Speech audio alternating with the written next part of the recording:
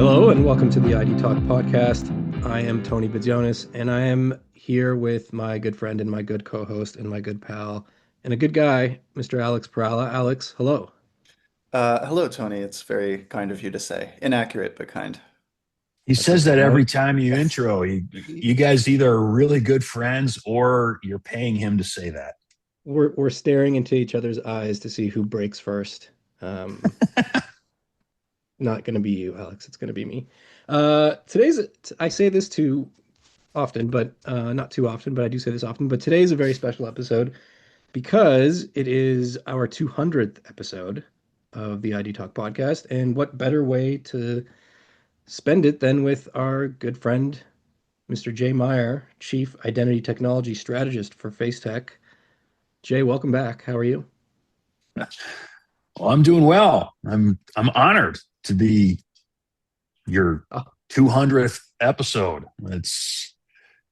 I need to go back and look at. I must have been like 95th, 110th, 118th, yeah, 107th. You're we'll like a make you, co-host. yeah, yeah. We can make Yeah. you a commemorative plaque with all the episode numbers that you've been a part of, and you can just put it on your mantle. We can talk about what we watched on TV last We week. can talk about, yeah, we can talk about all our favorite shows. Um, but what we are here to talk about is just to catch up with you. The last time we spoke was just about 2 weeks ago, and you were in the process of releasing a white paper. Mhm. And that white paper is now out. It is Curing Healthcare's 30 billion plus dollar identity fraud problem. And you also were about to head off to Los Angeles to speak at the ViVE Health Conference, which also Yeah. happened. So we figured it's a good time to catch up and see how everything's going. First of all, are you happy to be home and are you well rested in time for your next travel? Nope. I Okay. am happy to be home. I'm always happy to get home. But I am not well rested and I won't be. I leave Monday for HIMSS, which in Las Vegas, which is like the biggest healthcare conference on the planet, or maybe in North America. It's massive. It dwarfs ViVE. So it'll be interesting to see what happens. We're going to scope it out. I'm not speaking, but Mhm. we're going to go and infiltrate and see where we fit and see if we can make some good contacts there. So that should be exciting. All right, and as far as the latest stuff goes, like, can you talk a little bit about the response you've seen both to your presence at ViVE and also to the white paper that came out? Yeah, well, I'd love to hear what you guys think about that white paper. I tried to make it sort of rudimentary and easy to understand. Mhm. These are some basic concepts where our liveness technology or anybody's liveness technology would fit. Biometric matching fits, but also our UR codes, um, digitally signed biometric barcodes that really solve some big problems in healthcare. The ViVE show is a pretty big show. It should have been bigger, but we had the blizzards, like the day before. Mhm. So Boston, which is healthcare mecca in the United States, was snowed in, and apparently there was quite a few people that didn't make it because their flights got canceled. So there was maybe 7,000 people there, 6,500, 7,000 people. um, I did a panel discussion that was really well attended. It was very thoughtful and kind of deep thinking. And we talked about any number of different things. And I also spoke. I had a 20-minute speaking slot, which I think went very well. The venue was a little smaller. It was one of the side stages. But there we had a couple of people that specifically showed up at that talk to listen to what I had to say. And because these are very big companies in security that are starting to recognize that they need liveness and need biometrics, Right. which is pretty. That was a home run in and of itself. When the healthcare implementation specialist, SVP from a company that does something like $18 billion in sales a year shows up and says, "Hey, you know what? We need to talk." That's a win. And Mhm. we haven't signed anything yet, so hopefully they get hopping. But it was a good show. We enjoyed it.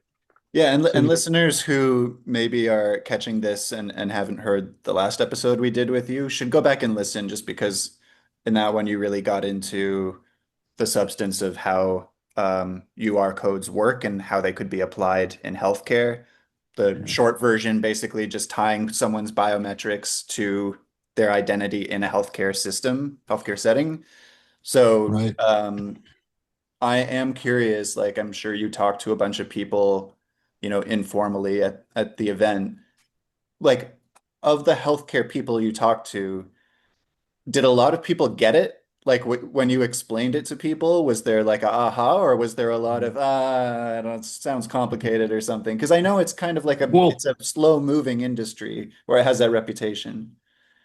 well, if you remember, we talked a little bit about this before. The healthcare industry is a behemoth, and there is, you know, industrial inertia there that is very slow to get moving. There's highly regulated, there's, lots of sunk cost infrastructure. So organizations in healthcare are very slow to adopt new technologies. It's just a very, very, it's like molasses, but it's like an ocean of molasses. Once it starts moving, it's a big deal, right? Mhm. Well, it's starting to move, and like I said, this massive cybersecurity related company approached me, at least an individual did, and said, "Listen, that's exactly what we need." Well, yeah, we knew that 10 years ago. Where have you been? But the point is that they're starting to get it, right? They're starting to understand that they have a big problem, and the big problem is exactly in the gap between a physical human being and the electronic records that they aren't connecting them to, right? So biometrics are simply the only way you can do it. So it's gonna be one at a time, but it could be one big deployment at a time. Yeah. that's good to I hear. I mean, Go ahead, Tony. Sorry. well, I was going to say you first of all, we've been speaking to you for a while now about healthcare, and a lot of the conversation has kind of focused on this idea that it is an industry that so desperately needs what Mm. what you have to offer with regards to stopping fraud and tying somebody's identity to their records and just kind of solving a lot of the problems that are costing I don't know how many billions of dollars. I'm sure you have a better idea, but Hundreds it's of billions. hundreds of billions, yeah. Uh, but it's also, as you just alluded to, kind of opening people's eyes to what Yeah. the solutions are and what they aren't. And you asked earlier about the white paper and our kind of feedback on it or our thoughts on it. And it is what you said. I mean, I think I can speak for Alex on this because I think we talked about this before, but we both really liked how simply you broke things down in there. Like a lot of white papers can be dense and intimidating, and you feel like you're reading, I don't know, like a corporate glossary of terms and proprietary sort of information that you have to kind of Yes. study and reread and Yeah. be part of like a culture to understand. Whereas this is more of a not like simple in a negative way, but a simple explainer of something. So that's just a very long-winded way of asking you if you got that same sort of feedback that you were putting Yeah. things in terms that people were reacting like, oh, right, I get that, or not like, oh, this is interesting. I need to understand it better. Well, think about a company that has, 150,000 employees globally, right? And the hierarchy of command and the hierarchy of decision making is massive, right? The people that actually make the decisions to deploy something like a biometric capability or a liveness capability or a UR code, a digitally signed biometric barcode, they don't really understand the technology of it. They don't understand the standards, and they don't understand, they don't need to know that. They just need to know the problem that it fixes, right? Mm-hmm. And so that's kind of the idea. We're going above the super geeks. Nothing wrong with super geeks, but their bosses need to understand why it's important before they go down to the super geeks and say, hey, this looks like it could be important for us, so start figuring it out. And that's exactly what's happening. That's exactly what happened with that massive cybersecurity company, right? And in fact, a very large electronic health record vendor, we were actually pushed together with them during the show by another massive, massive technology company that said, these guys need what you have. And because apparently they don't like the solution they have right now. And so they need something a little lighter weight. And that's the thing about FaceTec, is that our technology really is amazingly good, but it is incredibly good considering how lightweight it is. Yeah. I mean, a UR code is as lightweight as it gets. There just isn't much to it, but it's the technology behind it that allows that to happen. And so, when you have a bureaucratic nightmare like the healthcare industry starting to look for ways to implement a high-tech solution for a huge problem, and lightweight is like a big, big, big plus for them, they start asking around. And so that's what we're getting. We're starting to get very large companies that are recognizing they have a problem that they didn't know they had before. And they're starting to look for technologies and solutions that they can implement easily and efficiently. And so they're starting to find us. It's pretty cool, pretty fun time. The whole point of the white paper was to be able to get to those people that make those decisions rather than the people that have to figure out, why the red light is blinking red instead of yellow or green, or which slot the cable needs to get pushed into. I don't care about that, and neither do the people that make the decisions, so the white paper has to be toned down a little bit for them. Yeah. And it's not just healthcare that you guys are going after. Like right before we started recording, I was asking you like, okay, so for the next little while, are you just kind of laser focused on healthcare? Because you went to ViVE and then you're going to HIMSS. And I was interested in what you said, because you said, I'm laser focused on heavily regulated industries. Right. So there's like a bunch of that. I'd like you to like explain and unpack that a little bit. Like why that seems, number one, the hardest area to target, and also like at the same time extremely important. So what's the thinking there? Why is FaceTec going after these areas? Well, if you think about, I talk about critical infrastructure, right, for a country. We all know what happened in 2010, right? There was a lot of reasons why the banking industry went upside down globally. Not just in the United States. It was a global thing because it's all interconnected, right? People don't know this, but the U.S. Federal Reserve bailed out the European Central Bank during all of that, amongst the 20 money center lending institutions in the United States. What happens when these banks all go effectively belly up overnight? Well, it means your checking account doesn't work anymore. Your checks don't clear. Your debit cards don't work. Your credit cards don't work. You can't wire money around the same way.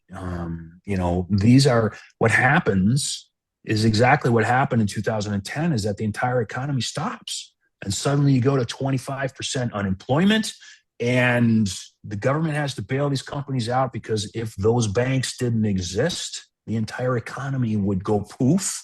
And then you'd have blood in the streets. You'd have anarchy, right? That's critical infrastructure. That is infrastructure that is related to a national security interest. So what are some other industries? Well, power. right? I mean, we all know that the Chinese and the North Koreans and the Iranians and whoever else and a bunch of 16-year-old super geek misfit kids are trying to impregnate the US electric grid with software that can shut it down in a moment's notice. Well, we can't allow that to happen. I mean, all those people in Texas would sweat to death, without their AC. And what are you going to run your grok on, or whatever, your whatever. We have to have electricity, for a lot of different reasons. The stoplights would stop working and everybody would crash into each other. But, international travel, domestic travel, airlines, if the air traffic controller system goes down, we have a major, major problem in the United States. Commerce and everything just shuts down. What are some others? Healthcare is another one. Banking, we talked about that. So the last 25 years in biometrics has really been about developing a capability that actually works, right? And the advent of AI has made biometrics ready for prime time. We've talked about that before. The technology, and in particular, in my opinion, FaceTec's technology works extremely well.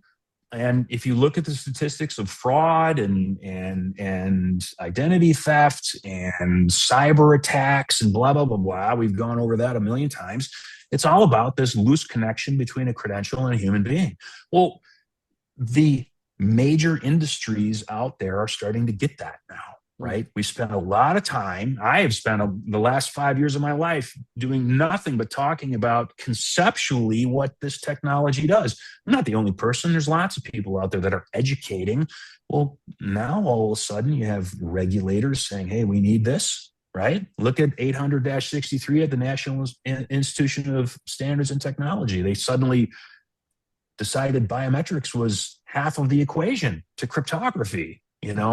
That tells you something. So these critical infrastructure industries, these national security related industries, they understand this now. Now they're starting to look for solutions that they can implement to solve these problems, right? The time is right to focus on those industries. And so we're drilling down. Healthcare is one of them. Banking is going to be another one. We do a lot of business with banks, primarily in South America. We also do a great business with some cryptocurrency related organizations, wallets and trading platforms and exchanges. But banks in general in the United States, we haven't really paid any attention to those, and there's reasons for that. Banks are pretty difficult to work with. They claim that they're secure, but they're not. I think everybody knows that. So we're going to start showing up at some financial conferences. In fact, Manos, who I think are one of our very talented, smart sales guys. He and I are doing a conference in New York next month, and it's all about financial institutions, and I'll be speaking at that one. Same concept, right? It's the same exact application in healthcare as it is in finance, or finance as it is in healthcare, binding a person to their privileges, to the physical human being, blah, blah, blah, right? And to solve some major problems. So one by one, I think you're going to start seeing us drilling into these areas. On another side, we got guys that are working on law enforcement, right? Mm-hmm. And driver's licenses, that. Those are other areas that are incredibly important to the state of the union. Right? Yeah. Make sense?